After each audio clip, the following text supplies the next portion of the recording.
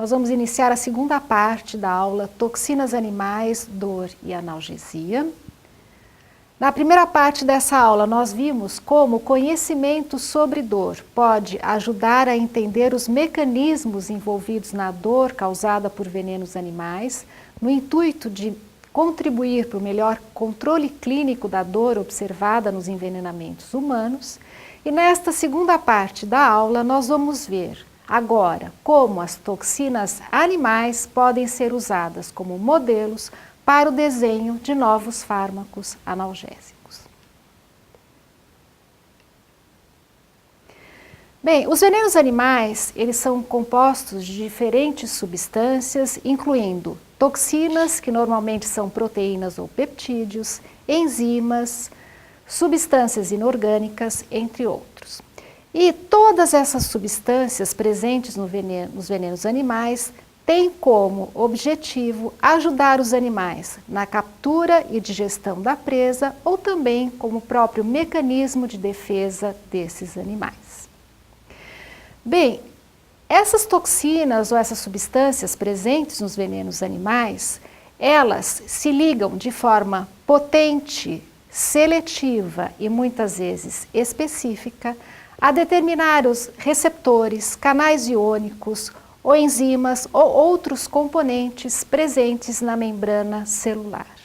E por ter esta ligação tão potente, seletiva e muitas vezes específica, elas servem, essas toxinas animais, essas substâncias presentes nos venenos animais, servem como modelo para o desenho ou o desenvolvimento de novos agentes terapêuticos e também como pesticidas ou mesmo como sondas de moléculas-alvo para o entendimento de diferentes processos fisiológicos e fisiopatológicos.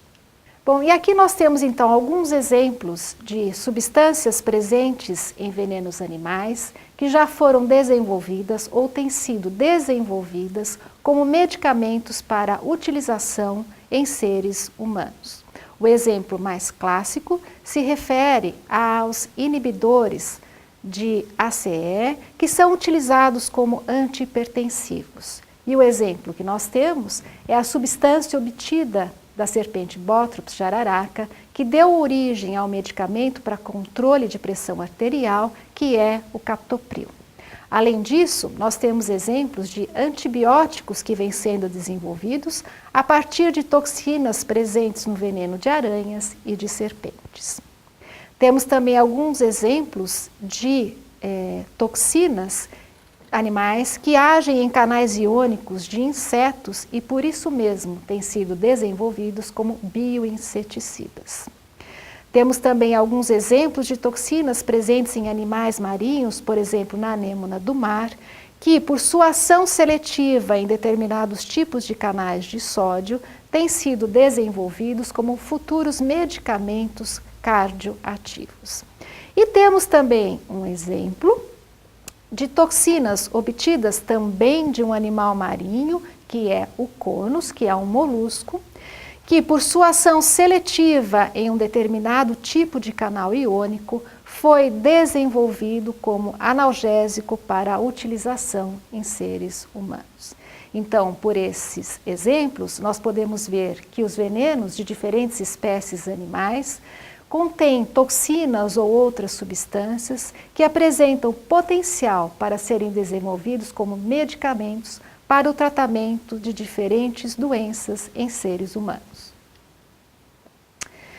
E aqui só para exemplificar, entre 2001 e 2005, foram desenvolvidas 23 novas drogas para utilização em seres humanos que são derivados de produtos naturais, incluindo plantas e venenos animais.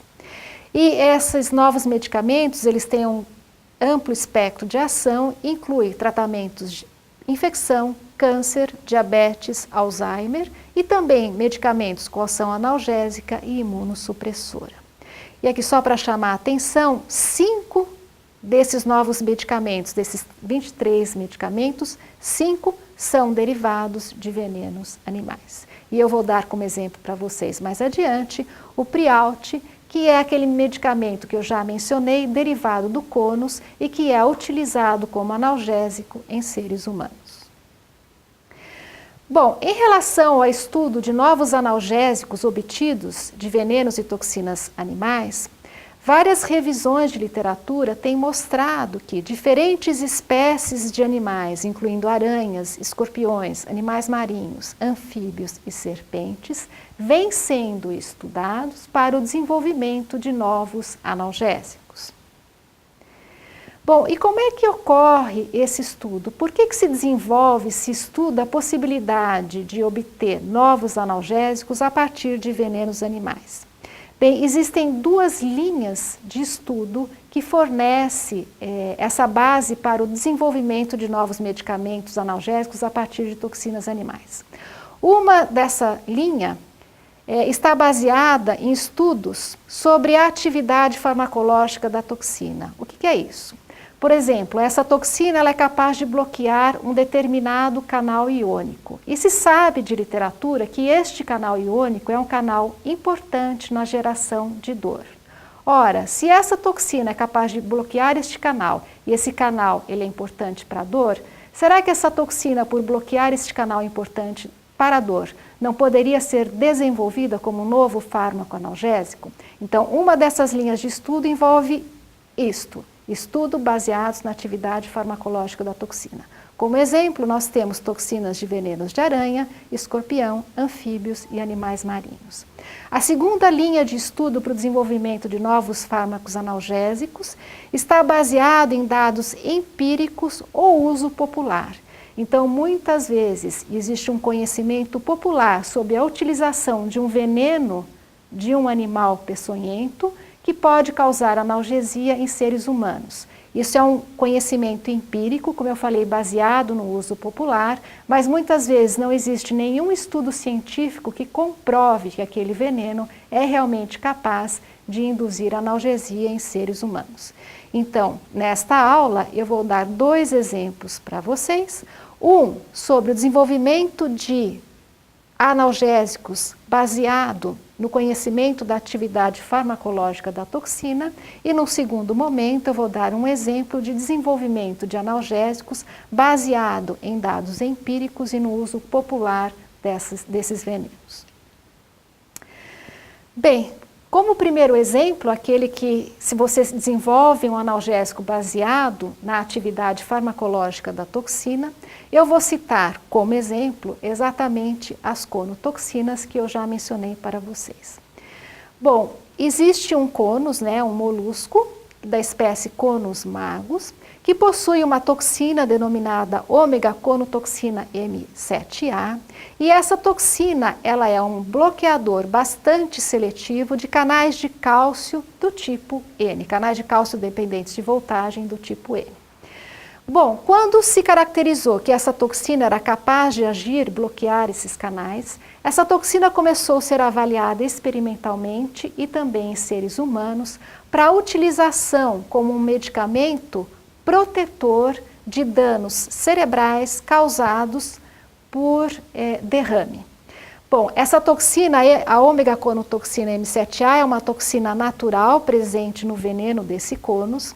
Essa toxina ela foi obtida de forma sintética em laboratório e a essa toxina sintética, que é semelhante à toxina natural, se deu o nome de ziconotide. Então, como eu mencionei, o ziconotide ele vinha sendo testado em seres humanos, baseado na sua capacidade de bloquear canais de cálcio do tipo N para o tratamento de indivíduos que tivessem sofrido derrame para proteger as células cerebrais desses indivíduos. Bem, durante os ensaios clínicos em seres humanos com o ziconotide, se observou que o ziconotide causava um efeito adverso bastante marcante, que era induzir uma queda muito grande na pressão arterial desses indivíduos. Baseado nisso, esse estudo foi suspenso, foi proibido, mas a indústria farmacêutica que vinha desenvolvendo essa molécula para o tratamento de derrame, como ela já havia investido muito no desenvolvimento deste medicamento, ela resolveu alterar o seu foco de estudo. Por quê? Porque nesta época em que estava sendo desenvolvido este estudo, apareceram na literatura dados mostrando que o efeito analgésico da morfina, que é um fármaco opioide, um dos mecanismos envolvidos no efeito analgésico da morfina envolvia o bloqueio indireto dos canais de cálcio do tipo N. Ora, baseado nesses dados, a indústria farmacêutica que vinha estudando o ziconotide se perguntou: será que o ziconotide, que é capaz de bloquear diretamente os canais de cálcio do tipo N, não poderia também induzir analgesia da mesma forma que a morfina, que é um bloqueador indireto desses canais? Baseado nisso, a indústria voltou a estudar o ziconotide agora em modelos experimentais para investigar se o ziconotide era capaz de induzir analgesia. Então foram realizados diversos estudos experimentais que mostraram que sim, que o ziconotide era capaz de induzir analgesia em diferentes modelos experimentais de dor aguda e crônica e que esta analgesia era muito mais potente que a própria morfina. Bem, baseado nesses dados, a indústria farmacêutica pediu autorização para voltar a estudar esta molécula em seres humanos e essa autorização foi dada, esses estudos foram retomados, mas agora, para a possível atividade do ziconotide como analgésico em seres humanos, e o ziconotide se mostrou bastante promissor como analgésico no tratamento de dores crônicas. Assim, em 2004, a indústria farmacêutica conseguiu lançar essa droga como um fármaco analgésico, essa substância como um fármaco analgésico, de nome comercial Prialt. Bom, o Prialt ele é utilizado até hoje para o tratamento de dores crônicas severas e também de dor neuropática. A dor neuropática é aquela que é originada da lesão de nervo e ela é muito observada em casos de amputação, em casos de diabetes ou mesmo herpes zoster.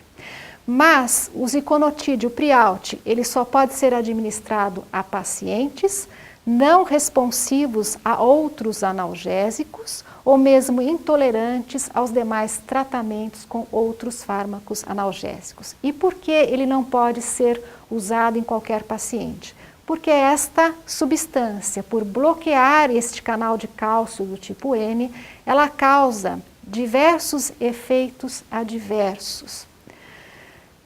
Além disso, essa substância ela só pode ser administrada por via intratecal, isto é, na medula espinhal com uma bombinha, porque essa substância ela é um peptídeo e, portanto, se ela for administrada sistemicamente, ela é rapidamente degradada pelas enzimas plasmáticas e também para tentar minimizar esses efeitos adversos decorrentes da ação sobre esses canais de cálcio. Bom, quais são esses efeitos adversos? Por bloquear esses canais do tipo N presentes no sistema nervoso central, então esses efeitos adversos, eles advêm bastante desta ação no sistema nervoso central e são caracterizados principalmente pela ausência de coordenação motora e também por depressão. Ora, se esses pacientes que sentem dor crônica, que não respondem a nenhum outro tratamento analgésico, eles já são pacientes naturalmente deprimidos. Se você dá uma substância que é capaz de causar depressão, há ocorrência de risco de suicídio. Portanto, estes pacientes que fazem tratamento com esta substância precisam ser monitorados sistematicamente para avaliação de qualquer sintoma neuropsiquiátrico. Contudo, é importante ressaltar que o Prialt ele é um medicamento importante no tratamento de pacientes que apresentam dores crônicas e que não respondem a nenhum outro analgésico. E é também importante ressaltar que em 2004, quando o Prialt foi lançado para uso em seres humanos, foi um lançamento muito importante porque foi o primeiro novo analgésico lançado em 20 anos pela indústria farmacêutica e que apresenta um novo mecanismo de ação como fármaco analgésico. Bem, baseado nesses dados mostrando a efetividade do Prialt, vários outros estudos com outras toxinas obtidas de conos de outras espécies vêm sendo estudados por diferentes indústrias farmacêuticas. Esses estudos estão em diferentes fases de ensaios clínicos e o mais promissor dessas moléculas é esta MR1A, que é uma toxina obtida do veneno de conus da espécie Marmorius. O produto sintético tem o nome de Shen 2174 e vem sendo desenvolvido pela Zenome Limitada. Já foram encerrados os ensaios clínicos de fase 2 para tratamento de dor de câncer e dor pós-cirúrgica. Eles já entraram em ensaios clínicos de fase 3, só que ainda nós não temos os resultados desses ensaios, mas ele é o mais promissor para ser lançado como medicamento analgésico para utilização em seres humanos. Bom, então eu apresentei para vocês o exemplo de um novo medicamento analgésico obtido de toxinas animais, cujos estudos foram baseados na atividade farmacológica da toxina. Eu agora vou apresentar para vocês um exemplo de estudo que vem sendo realizado com uma substância obtida de um veneno de serpente, que vem sendo desenvolvida como um novo fármaco analgésico e que está baseado em dados empíricos e no uso popular. Bom, existem dados, principalmente do início da década de 1930, que mostram que venenos de serpentes já foram utilizados como analgésicos em seres humanos. E o primeiro dado que nós encontramos é sobre o veneno da Naja tripudians, popularmente conhecida como cobra. E esses dados, eles datam de 1933 e foram apresentados por 2 diferentes grupos de pesquisadores na França. E esses pesquisadores mostraram que este veneno era utilizado para o tratamento de dor de câncer de diferentes origens, e os resultados mostraram que este veneno, quando utilizado nesses pacientes com câncer, era capaz de induzir analgesia e muitas vezes regressão dos tumores. Nesses estudos, o veneno era dado bastante diluído, pela via subcutânea a esses 2 pacientes, a cada 2 a 4 dias, e a efetividade do veneno como analgésico era observado a partir da 4ª dose. Bom, em 1934, o Dr. Vital Brasil, nesta época trabalhando no Instituto Vital Brasil no Rio de Janeiro, tomou conhecimento desses dados apresentados na França e o Dr. Vital Brasil ficou interessado em saber se haveria algum veneno de serpente brasileira que seria também capaz de induzir analgesia em seres humanos.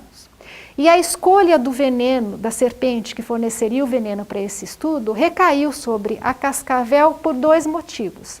Primeiro, porque o veneno da cascavel é um veneno com atividade neurotóxica, da mesma forma que o veneno de Naja. E nessa época se acreditava que o efeito analgésico do veneno de Naja era decorrente desta atividade neurotóxica. E o segundo motivo que levou o Dr. Vital Brasil a escolher acrótulos para esses estudos foi de que o veneno da cascavel é um veneno bastante estável quando diluído. Bem, baseado nesta escolha, o Dr. Vital Brasil preparava soluções altamente diluídas deste veneno, soluções quase homeopáticas, de tão diluídas que eles eram, e ele ampolava esse veneno de cascavel diluído. Aqui a gente tem uma foto produzida pelo Instituto Vital Brasil deste veneno diluído, que era denominado soluto crotálico. Este veneno diluído, ele era distribuído a diversos médicos no Brasil e no exterior, que então testavam esse veneno em seres humanos que tinham câncer, diferentes tipos de câncer, e esses médicos mandavam os resultados para o Dr. Vital Brasil, e compilando esses resultados, o Dr. Vital Brasil observou que o veneno de cascavel era capaz de induzir analgesia nesses pacientes com câncer. E aqui nós temos um outro exemplo de diluição do veneno de cascavel, agora um produto denominado anaveneno, produzido aqui no Instituto Butantan. Esse anaveneno nada mais era do que o tratamento do veneno com formol, e se utilizava o formol para destoxificar o veneno. Da mesma forma, esse veneno tratado com formol, que recebia o nome de anaveneno, ele era também ampolado e utilizado para o tratamento de dores, como consta aqui na indicação desta bula, e naquelas dores que eram resistentes a outros fármacos analgésicos. Esse tratamento ele era repetido a intervalos de 1 a 5 dias e a efetividade desse anaveneno de cascavel está aqui também demonstrado porque consta numa nota, numa observação, que os pacientes que faziam uso do anaveneno podiam suspender a utilização de outros fármacos analgésicos, como por exemplo a morfina. Bem, mas apesar desses dados datados da década de 1930 até o início da década de 90, não haviam estudos experimentais que procurassem comprovar a efetividade do veneno de cascavel como um analgésico. Então, esses estudos experimentais foram iniciados em 1991 e eles mostraram que o veneno de cascavel era, sim, capaz de induzir analgesia em diferentes modelos de dor aguda e de dor crônica. Este efeito analgésico nessas avaliações experimentais mostrou ser de longa duração, perdurando até 3 dias em modelos de dor crônica e até 5 dias em modelos de dor aguda. Os estudos farmacológicos mostraram que este efeito analgésico causado pelo veneno da cascavel é mediado pela ativação de receptores opioides do tipo kappa e do tipo delta. Os estudos também mostraram que, apesar de ter uma atividade opioide, o tratamento prolongado com o veneno não causa alguns dos efeitos adversos característicos de fármacos com atividade opioide, como, por exemplo, tolerância ao efeito analgésico e de sinais e sintomas característicos de uma síndrome de abstinência. Bem, baseado nesses estudos que mostravam a efetividade do veneno em induzir analgesia, procurou-se então caracterizar qual seria a substância presente no veneno de cascavel que seria o responsável por este efeito analgésico. Assim, utilizando diferentes métodos cromatográficos, foi possível obter essa substância presente no veneno que causa analgesia, a qual foi denominada crotalfina, crótal de crótalos e fina de morfina, que é uma droga opioide. Bem, a caracterização por espectrometria de massa mostrou que a crotalfina é um peptídeo de 14 aminoácidos, contendo um ácido piroglutâmico e uma ponte disulfídica entre as cisteínas na posição 7 e na posição 14.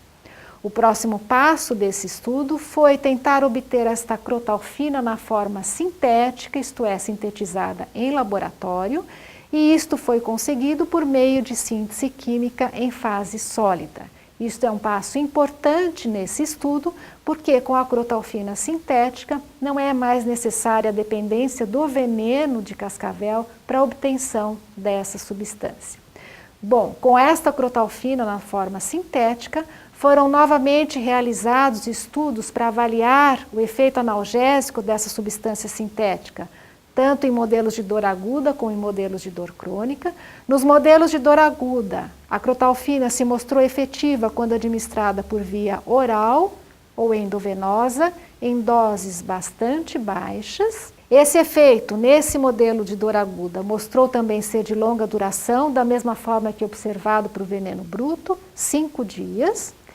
E os ensaios farmacológicos mostraram que este efeito analgésico é mediado pela ativação de receptores opioides do tipo kappa. A crotalfina sintética também se mostrou efetiva nos modelos de dor crônica. Como modelos experimentais foram utilizados um modelo de dor neuropática e 2 modelos de dor de câncer, incluindo câncer ósseo, e ela se mostrou efetiva em todos esses modelos experimentais. Nesses modelos, a analgesia foi também de longa duração, até 3 dias, e mediada por ativação de receptores opioides do tipo kappa e do tipo delta.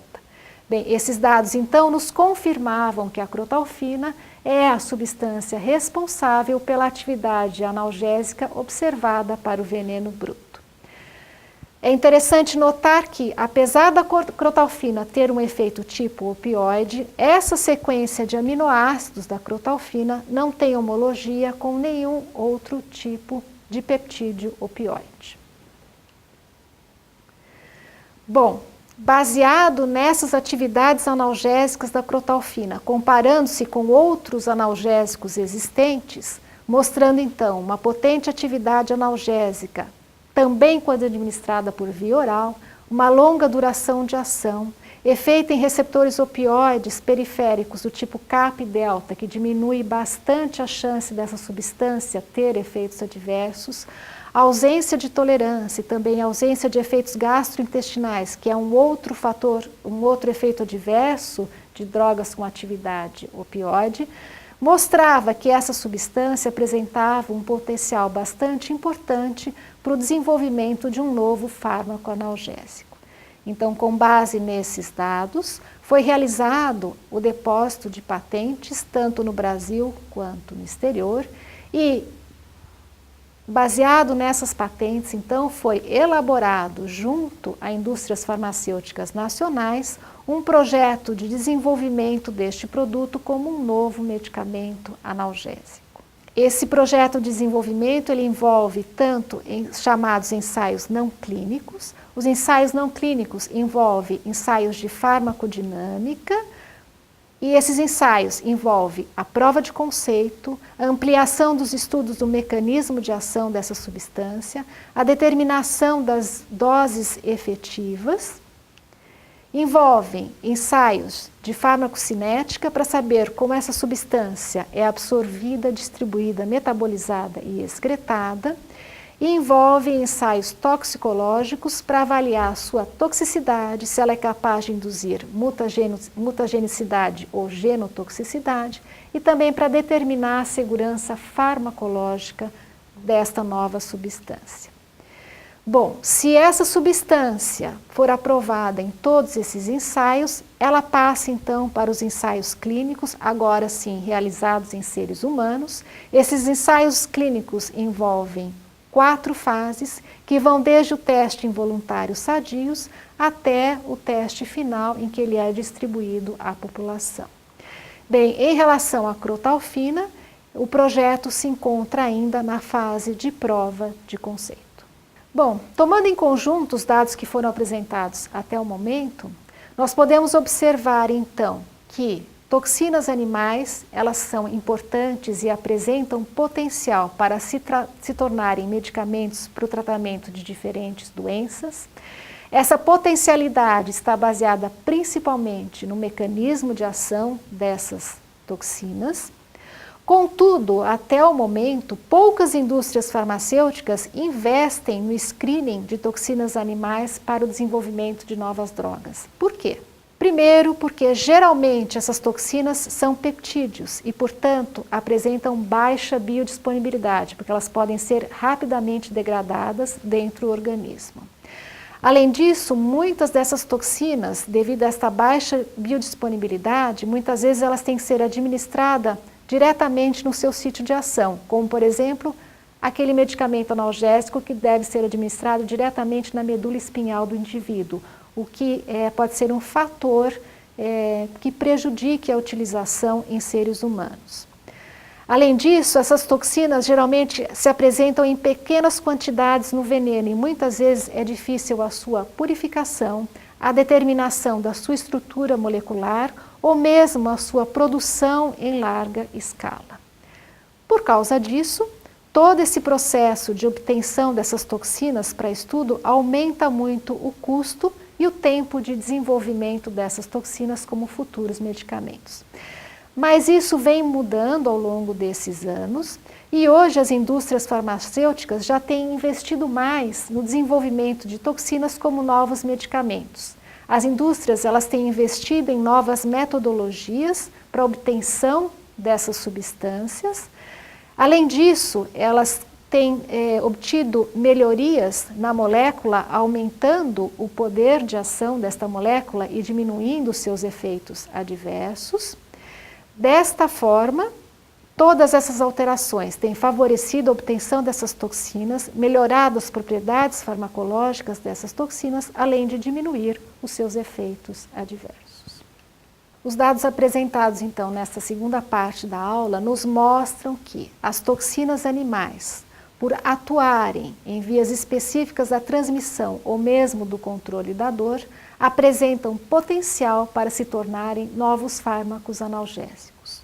Os estudos atuais objetivam transferir o conhecimento científico obtido no laboratório para a clínica médica, visando a transformação dessas toxinas em novos medicamentos analgésicos.